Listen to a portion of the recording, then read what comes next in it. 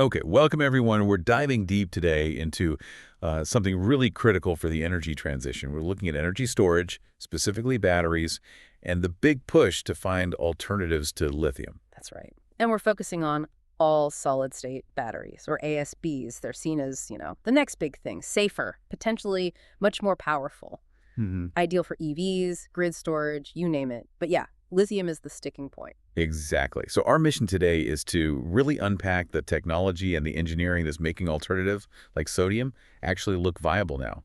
Not just a backup plan, but maybe a real competitor. And there's a specific breakthrough we need to talk about. It's a new technique for sodium batteries.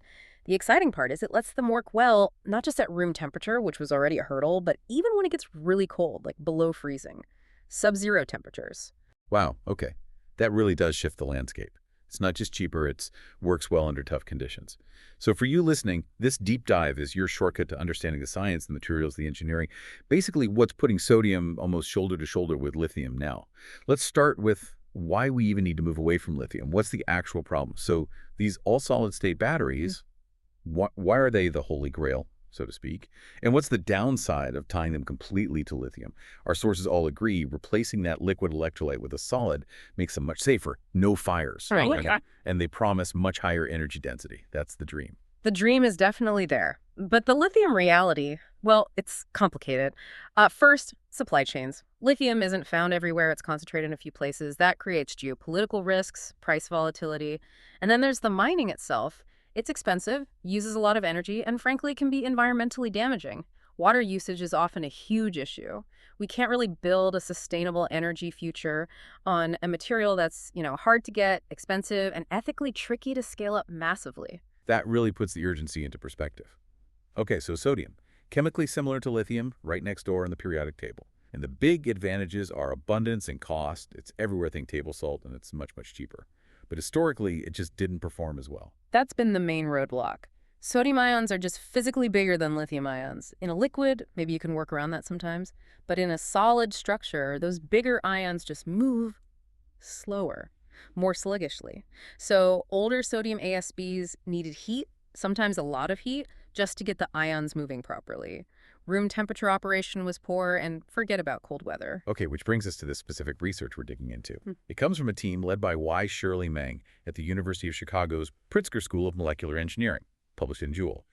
And they seem to have tackled this exact problem, getting sodium ions to move efficiently in a solid, even when it's cool. Yes, and this is where the science gets really interesting.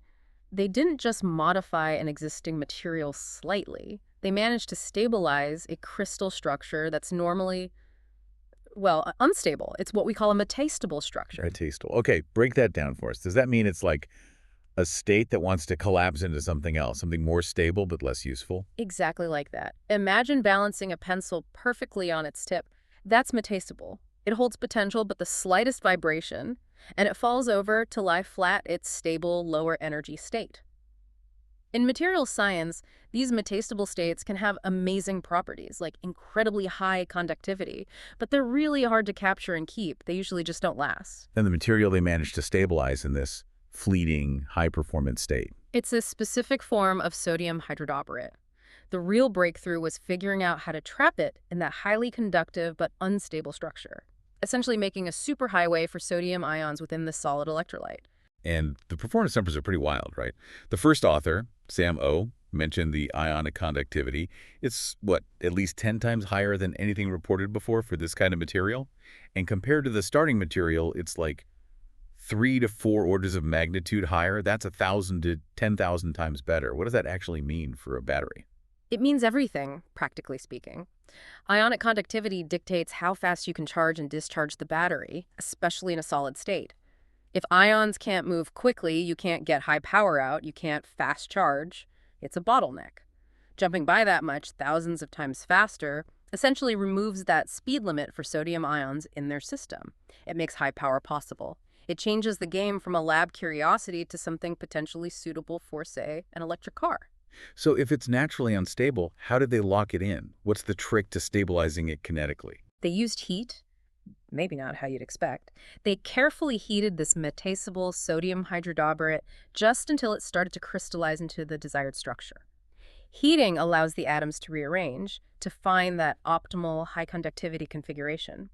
But then, and this is the key, they cooled it down very rapidly, quenched it. Oh, like freezing it in time almost. Precisely. That rapid cooling doesn't give the atoms time to relax back into their preferred, stable, but low conductivity structure. It traps them kinetically in that high energy, high performance state. They caught the pencil just as it was perfectly balanced. Now, what's really smart and crucial for actually using this is the technique itself: heating and rapid cooling, or quenching. While it's novel for solid electrolytes like this, it's actually a standard, well-established technique in other fields, like making metals stronger or creating certain types of glass. Okay, that's huge for scalability, isn't it? Because if you tell a manufacturer, hey, great new material, now go invent a whole new way to make it, they're likely to balk. Does using a familiar process like quenching introduce any risks, though? Like maybe impurities or imperfections in the electrolyte? That's a fair question. There are always process controls needed, but the advantage of familiarity seems to outweigh the risks here. Sam, the first author, pointed this out specifically. Because industry already knows how to do rapid thermal processing, they'll be much less hesitant to try and scale this up. It potentially shaves years and millions, maybe billions, off the development timeline from lab discovery to a product rolling out of a gigafactory. Right, lowering the activation energy for industry adoption, you could say. Yeah. Okay, so they have this high-performing electrolyte. What about the rest of the battery? They paired it with a specific cathode type, right? An O3 type cathode. And there's coating involved, too. Yes, an O3 type sodium-based cathode, which is a known structure. And they used a thin coating of a chloride-based solid electrolyte at the interface. That coating helps manage the connection between the cathode and their new hydridoborate electrolyte, making sure they work well together without unwanted side reactions. But the real engineering cleverness, beyond the electrolyte itself, was in how they built the cathode physically. They went for a thick cathode design. High aerial loading. High aerial loading. So just to make sure we're clear, that means packing more of the active energy storing material into the same area, right? Like less packaging, more battery stuff. Exactly. You've got active materials, the cathode and anode, that actually store energy, and inactive stuff like current collectors, binders, separators, the casing.